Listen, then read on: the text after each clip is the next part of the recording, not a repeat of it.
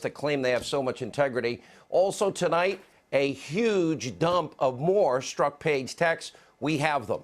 And now we have even more evidence. It's now incontrovertible of what is illicit, politically motivated, anti-Trump, deep state leaking, CIA, FBI, DOJ, and, from the Director of National Intelligence. They're all included in this, conspiring against Trump not to get elected, and then, of course, to stop him after he was elected. Now, remember what Chuck Schumer said? The intel community will get you 6 ways from Sunday. I hate to say it, I think he's right. And thanks tonight to the former FBI lovebirds, Page and Strzok, we have even more evidence that your government was leaking sensitive information, to destroy Trump from the get-go. First, to prevent him from becoming president, then to destroy his presidency. We showed you earlier this week the newly uncovered text messages revealing a 2017 media link strategy with the FBI coordinating with the DOJ. Sarah Carter also discovering that Strzok and Page were working on a Russian interference op-ed in the lead up to the 2016 election. So there was leaking not only by the FBI and the DOJ before the election, again, to prevent Trump from winning, after the election to destroy a duly elected president of you, the people. Now, Sarah Carter has obtained even more new texts from Strzok detailing his cozy relationship, with the New York Times and one of its reporters, Mike Schmidt. April 14, 2017, Strzok texting, quote, also, apparently the Times is angry with us about the Washington Post scoop, an earlier discussion that we had about the Schmidt piece that had so many inaccuracies. Too much to detail here, but I told Mike, redacted, and Andy, they need to understand we were absolutely dealing in good faith with them. Strzok then follows up that text with, quote, the FISA one coupled with the Guardian piece from yesterday. The FISA one. That's right, Peter Strzok was helping the New York Times with a story on the supposedly top-secret FISA court. This is beyond bad. Supposedly, he's running the investigation. What does it say about the New York Times? What does it say about the Washington Post? All you need is one anti-Trump official to hand them propaganda, misinformation, distorted lies from a known Trump hater at this point, blow it up, act as though it's gospel truth. That's the paper of record. Where are the corrections? When are they coming? Don't hold your breath. Now, we did reach out to the DOJ, the New York Times, the Washington Post, and Strzok and Page for comment. We've yet to get a response. But tonight we have brand new, never before seen text messages. And now appears that on top of, the Director of National Intelligence, the FBI and DOJ colluding in all this and leaking to the press, seems like the CIA, they too were involved in the same kind of illicit leaking. And, we're talking about you, Mr. Sanctimony, John Brennan. FoxNews.com just obtained brand new texts showing that some officials were, quote, leaking like mad in the lead up to the FBI's Russia probe. Why? To influence public opinion. Take a look at this exchange. This is just after the president got elected, December 15th, 2016. There they are again, Lisa Page texting Strzok, quote, remind me to tell you tomorrow about the Times doing a story about the RNC hacks. Strzok responding, quote, and more than they already did? I told you that Quinn told me that they're pulling all the stops out on some story. He then followed up, quote, think our sisters have begun leaking like mad, scorned and worried and political. They're kicking into overdrive. According to reporting from our own Catherine Herridge, the sisters that they're referring to, that Strzok mentioned, well, that likely is the CIA. That would be John Brennan and Barack Obama's CIA. Less than a month after that exchange, the New York Times published a story about RNC hacks. And on the very same day, BuzzFeed published the Steele dossier filled with Russian lies that Hillary paid for. So you have Strzok referring to the CIA pulling out all the stops, saying the CIA is scorned and that they're political and they're leaking like mad. Less than a month later, the dossier becomes public. Now, is this the kind of politically motivated leaking from our most trusted government officials? Is that acceptable, John Brennan? I hate to say that Chuck Schumer's right, but if you go against the intelligence community, they'll get you 6 ways in Sunday. Why? Because the deep state, with the power that they have, intelligence-wise, it's like a house of cards. We're watching the whole scheme come tumbling down, revealing a level of corruption in your government that should make you sick and concerned.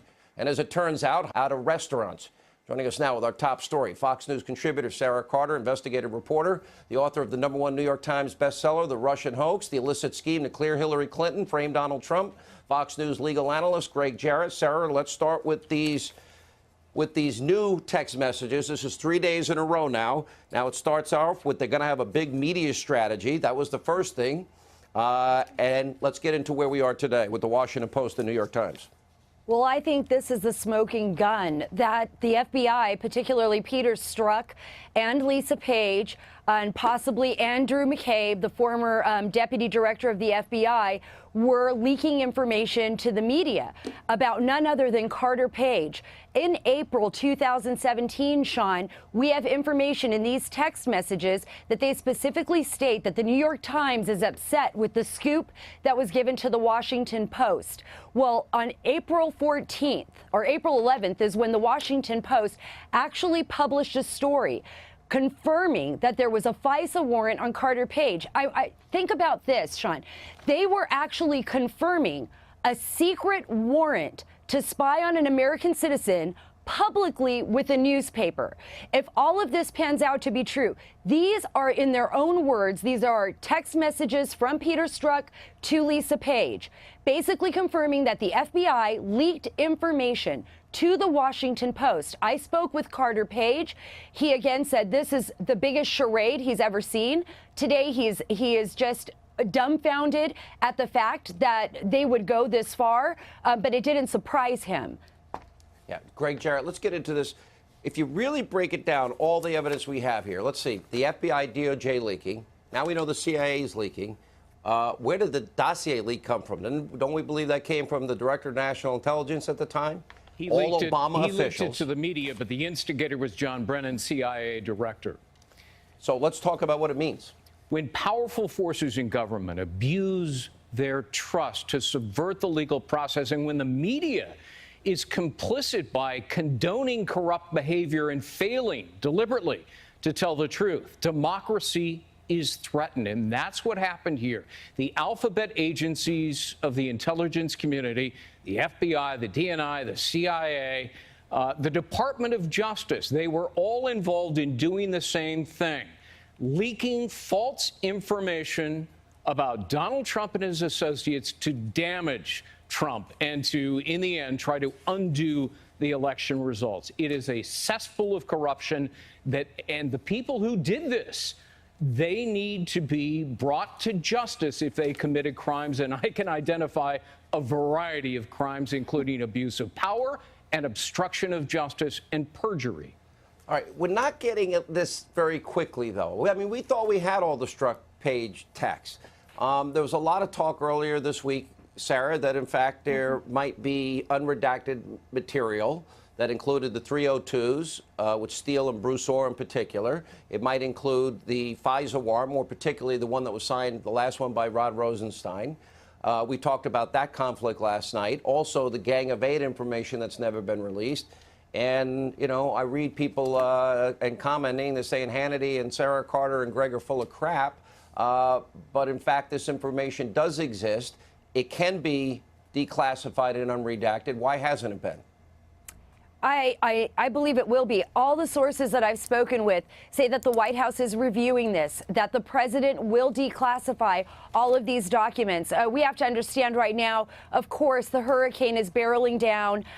This is probably not the time to release those documents.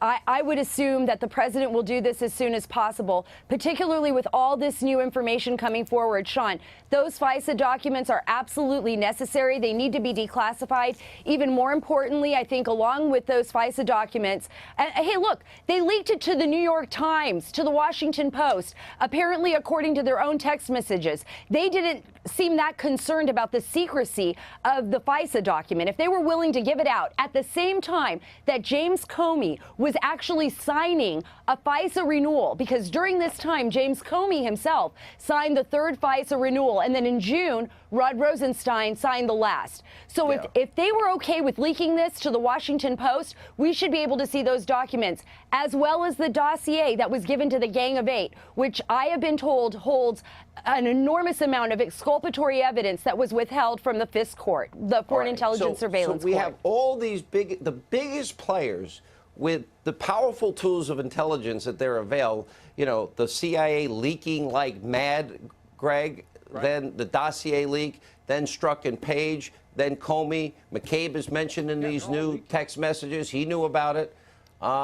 What happens when you leak this kind of information to the press, and they're the people, in the case of Strzok and Page and others, involved in the investigation that is ongoing? Well, if any of it involved grand jury information, that's a crime. It's also a crime called obstruction of justice. If you're using your government job to interfere in an otherwise legitimate investigation, and it's a crime to launch an illegitimate investigation to deprive people of their rights. All of those are crimes, and if those crimes were committed, these people ought to be indicted for it, and you've named a great many of them, and they're all in my book as well. All right, thank you both.